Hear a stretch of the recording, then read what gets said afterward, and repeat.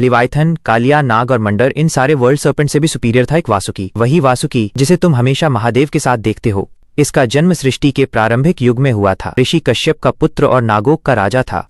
इसके एक आदेश पर पाताल लोक हिल जाता था। इसे देखकर असुर भी घबरा जाते थे। सब कुछ था इसके पास, तन, ताज, शक्ति, सम्मान, पर उसने सब कुछ छोड़ दिया क्योंकि उसके पास एक चीज और थी, जिम्मेदारी। एक समय पर जब देव कमजोर पड़ गए, असुर ब्रह्मांड निगलने को तैयार बैठे थे। अमृत ही एक आखिरी रास्ता बचा था जो सिर्फ समुद्र मंथन से ही मिल सकता था। और जब समुद्र मंथन का समय आया तब सबने एक दूसरे को देखा और तभी वासुकी आया। वो जानता था उसके बिना ये असंभव है। पूरे ब्रह्मांड की नियति उसके ऊपर टिकी है। तभी उसने कहा, अब सब मुझे रस्सी बना लो। ये शब्द कहना आसान है। जब मंदर पर्वत घूमता है और जब देव तुम्हारी पूंछ खींचते हैं, जब असुर सर को नोच रहे होते हैं, तब पता चलता है कि दर्द क्या होता है। और उसी दर्द को बिना संकोच सहा वासुकी ने। मंथन चलता रहा और सबसे पहले जो निकला वो अमृत नहीं विष था। इतना भयंकर कि आकाश चलने लगा। पृथ्वी कांप उठी और वो जहर वासुकी के मुंह से निकल रहा था। सोचो, तुम दुनिया को बचा रहे हो और दुनिया तुमसे ही डर रही है। देव भाग गए, असुर पीछे हट गए, वासुकी अकेला रह गया, टूटा हुआ, जलता हुआ। पर अब भी रुका नहीं, क्योंकि रस्सी रुक जाती तो सृष्टि टूट जाती। तब आए देवों के देव महादेव। उन्होंने विष को पिया और कहलाए नीलकंठ। मंथन के बाद वासुकी टूट चुका था और तभी महादेव ने उसे अपने गले पर स्थान दिया। अपने सबसे करीब विष महादेव ने पिया, पर उसे झेला अकेला वासुकी ने था। उसके बिना न कभी अमृत निकलता, न देव जीत पाते। इवन उसे अमृत नहीं दिया गया, लेकिन उसके बलिदानों ने उसे अमृत पिए बिना भी अमर बना दिया। इसलिए याद रखना, हमारा ये ब्रह्मांड सिर्फ हीरो से नहीं, बिना स्वार्थ सैक्रिफाइस देने वालों से चलता है। और शायद इसलिए आज भी चल रहा है।